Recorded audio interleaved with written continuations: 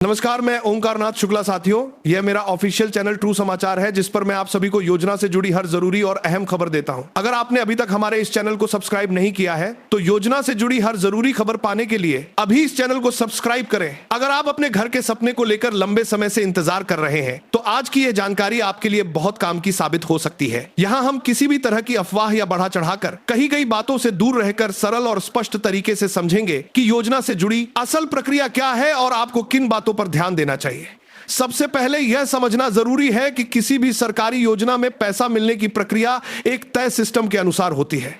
यह किसी एक साथ सभी लोगों को नहीं मिलता, बल्कि अलग अलग चरणों में और अलग अलग समय पर जारी किया जाता है। इसीलिए किसी भी निश्चित समय को लेकर अत्यधिक उम्मीद बनाना सही नहीं होता। प्रधानमंत्री आवास योजना का उद्देश्य देश के आर्थिक रूप से कमजोर और जरूरतमंद परिवारों को पक्का घर उपलब्ध कराना है। इस योजना के तहत मिलने वाली राशि आमतौर पर 3 किस्तों में दी जाती है।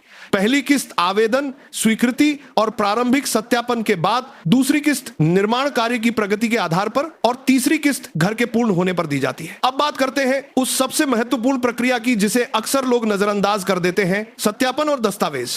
अगर आपके दस्तावेज पूरी तरह सही और अपडेट नहीं है तो आपकी फाइल आगे नहीं बढ़ेगी। इसमें पहचान पत्र, बैंक खाता, निवास प्रमाण और अन्य जरूरी जानकारी शामिल होती है। पहचान पत्र का बैंक खाते से जुड़ा होना एक बहुत ही महत्वपूर्ण हिस्सा है। अगर यह प्रक्रिया पूरी नहीं है या उसमें कोई गलती है तो भुगतान अटक सकता है। इसीलिए यह सुनिश्चित करना बेहद जरूरी है कि बैंक खाते से जुड़ा होना अटक सकता है। आपकी सभी जानकारी एक दूसरे से मेल खाती हो। बैंक खाते की स्थिति भी उतनी ही महत्वपूर्ण है। आपका खाता सक्रिय होना चाहिए और उसमें केवाईसी पूरी होनी चाहिए। इसके साथ ही यह भी जरूरी है कि आपका खाता सीधी राशि हस्तांतरण के लिए सक्षम हो, ताकि सरकार द्वारा भेजी गई राशि सीधे उसमें जमा हो सके। अब स्थान सत्यापन की बात करें तो यह एक तकनीकी प्रक्रिया है जिसमें आपके घर के निर्माण स्थल की जानकारी और फोटो को रिकॉर्ड किया जाता है। यह इसलिए किया जाता है ताकि यह सुनिश्चित किया जा सके कि योजना का लाभ सही व्यक्ति तक पहुंच रहा है। अगर यह प्रक्रिया अधूरी रहती है तो किस्त जारी नहीं होती। बहुत बार लोग यह सुनते हैं कि कोई विशेष सूची तैयार की गई है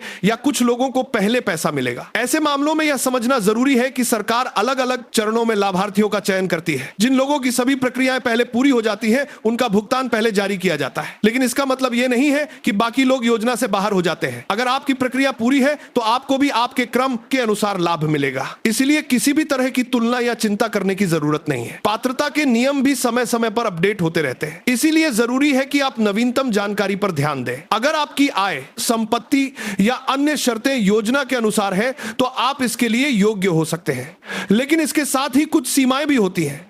जैसे कि अगर आपके पास पहले से पक्का घर है या परिवार में कोई सरकारी नौकरी में है या आपके पास अधिक जमीन या वाहन है तो आप पात्र नहीं माने जा सकते। इसलिए अपनी स्थिति को सही तरीके से समझना जरूरी है। अब बात करते हैं समय की। बहुत से लोग ये जानना चाहते हैं कि पैसा कब आएगा, लेकिन सच ये है कि यह प्रक्रिया कई चरणों पर निर्भर करती है, जैसे कि आपके आवेदन की स्थिति, सत्यापन की गति और प्रशासनिक कार्य। इसलिए किसी एक समय पर भरोसा करने के बजाय यह ज्यादा जरूरी है कि आप अपनी स्थिति को नियमित रूप से जांचते रहें। इसके लिए आप आधिकारिक पोर्टल या संबंधित कार्यालय से जानकारी ले सकते हैं। एक और महत्वपूर्ण बात यह है कि आजकल कई जगहों पर भ्रामक जानकारी फैलाई जाती है। कुछ लोग गलत तरीके से लोगों को आकर्षित करने के लिए बढ़ा चढ़ाकर बातें करते हैं। इसलिए हमेशा सावधान रहें और केवल विश्वसनीय स्रोतों से ही जानकारी प्राप्त करें। अगर आपको किसी भी प्रकार की जगहों पर भ्रामक जानकारी फैलाई जाती है, समस्या आती है, तो अपने क्षेत्र के संबंधित अधिकारी से संपर्क करना सबसे अच्छा तरीका है। वे आपको सही मार्गदर्शन दे सकते हैं और आपकी समस्या का समाधान कर सकते हैं। इसके अलावा यह भी जरूरी है कि आप समय पर सभी आवश्यक कार्य पूरे करें, जैसे कि दस्तावेज अपडेट करना, बैंक खाता चेक करना और स्थान सत्यापन पूरी करना। इन चीजों में देरी करने से आपकी प्रक्रिया भी धीमी हो सकती है। अब बात करते हैं उस उम्मीद की जो इस योजना से जुड़ी है। एक पक्का घर केवल एक जरूरत नहीं बल्कि एक सम्मान और सुरक्षा का प्रतीक होता है। यह आपके परिवार के भविष्य को बेहतर बनाता है और आपको एक स्थिर जीवन देता है। इसलिए इस योजना को केवल आर्थिक सहायता के रूप में ना देखें, बल्कि इसे एक अवसर के रूप में देखें। एक ऐसा अवसर जो आपके जीवन को नई दिशा दे सकता है। अंत में यही कहना है कि सही जानकारी, धैर्य और सावधानी, यह चीजें आपको इस योजना का पूरा लाभ दिला सकती है। किसी भी अफवाह या जल्दबाजी में आने की जरूरत नहीं है। अपने दस्तावेज सही रखें, अपनी स्थिति को समझें और सही प्रक्रिया का पालन करें। आपका सपना जरूर पूरा हो सकता है। इस विषय को और विस्तार से समझना इसलिए जरूरी है क्योंकि बहुत से लोग अधूरी जानकारी या गलतफहमी के कारण अपने ही हक से वंचित रह जाते हैं। जब भी किसी योजना में बड़ी संख्या में लोग शामिल होते हैं तो वहां पर भ्रम और अफवाहें भी उतनी ही तेजी से फैलती हैं। ऐसे में सही और संतुलित जानकारी ही आपको सही दिशा में आगे बढ़ने में मदद करती है। सबसे पहले यह समझना जरूरी है कि किसी भी सरकारी योजना में फाइनल समय जैसी चीज सभी के लिए एक जैसी नहीं होती। अलग अलग राज्यों, जिलों और यहां तक कि गांवों में भी प्रक्रिया अलग अलग समय पर पूरी होती है। इसका कारण यह है कि हर आवेदन की जांच अलग अलग स्तर पर होती है और हर जगह प्रशासनिक कार्यों की गति भी अलग होती है। इसलिए अगर कहीं यह कहा जा रहा है कि एक निश्चित दिन सभी के खाते में पैसा आ जाएगा तो इसे समझदारी से देखना चाहिए। हकीकत यह है कि जिन लोगों की सभी प्रक्रियाएं पूरी हो जाती है उनका भुगतान पहले जारी किया जाता है, बाकी लोगों का काम भी क्रमशः आगे बढ़ता रहता है। अब बात करते हैं उस प्रक्रिया की जो सबसे ज्यादा महत्वपूर्ण होती है, दस्तावेज सत्यापन। बहुत बार लोग आवेदन तो कर देते हैं लेकिन उनके दस्तावेजों में कुछ ना कुछ कमी रह जाती है। यह कमी कभी नाम की लिखावट में होती है, कभी पते में तो कभी बैंक जानकारी में। ऐसी छोटी गलतियां ही आगे चलकर बड़ी रुकावट बन जाती हैं। इसलिए यह जरूरी है कि आप अपने सभी दस्तावेजों को ध्यान से जांचें और अगर कहीं कोई गलती हो तो उसे तुरंत ठीक करवाएं। पहचान पत्र और बैंक खाते का आपस में लिंक होना भी बेहद जरूरी है। अगर आपका पहचान पत्र आपके बैंक खाते से जुड़ा नहीं है तो सीधे लाभ हस्तांतरण के माध्यम से पैसा आपके खाते में नहीं आ पाएगा। इसके अलावा बैंक खाते में केवाईसी का पूरा होना भी जरूरी है। कई बार ऐसा देखा गया है कि लोगों का नाम सूची में आ जाता है लेकिन उनका बैंक खाता निष्क्रिय होता है या उसमें केवाईसी अधूरी होती है। ऐसी स्थिति में पैसा वापस चला जाता है और लाभार्थी को फिर से प्रक्रिया पूरी करनी पड़ती है। स्थान सत्यापन की प्रक्रिया भी आज के समय में बहुत महत्वपूर्ण हो गई है। यह केवल एक औपचारिकता नहीं है बल्कि यह सुनिश्चित करने का एक तरीका है कि योजना का लाभ सही व्यक्ति तक पहुंच रहा है। इसमें आपके घर की स्थिति और फोटो को रिकॉर्ड किया जाता है। अगर यह प्रक्रिया समय पर पूरी नहीं होती तो आपकी अगली किस्त रुक सकती है। इसलिए जब भी आपको स्थान सत्यापन के लिए कहा जाए तो इसे प्राथमिकता दें और तुरंत पूरा करें। अब बात करते हैं किस्तों की संरचना की। योजना के तहत मिलने वाली राशि को 3 भागों में बांटा गया है ताकि यह सुनिश्चित किया जा सके कि पैसा सही तरीके से उपयोग हो रहा है। पहली किस्त से आप अपने घर की नींव रख सकते हैं। दूसरी किस्त तब मिलती है जब निर्माण कार्य एक निश्चित स्तर तक पहुंच जाता है और तीसरी किस्त तब मिलती है जब घर पूरी तरह तैयार हो जाता है। इस प्रक्रिया का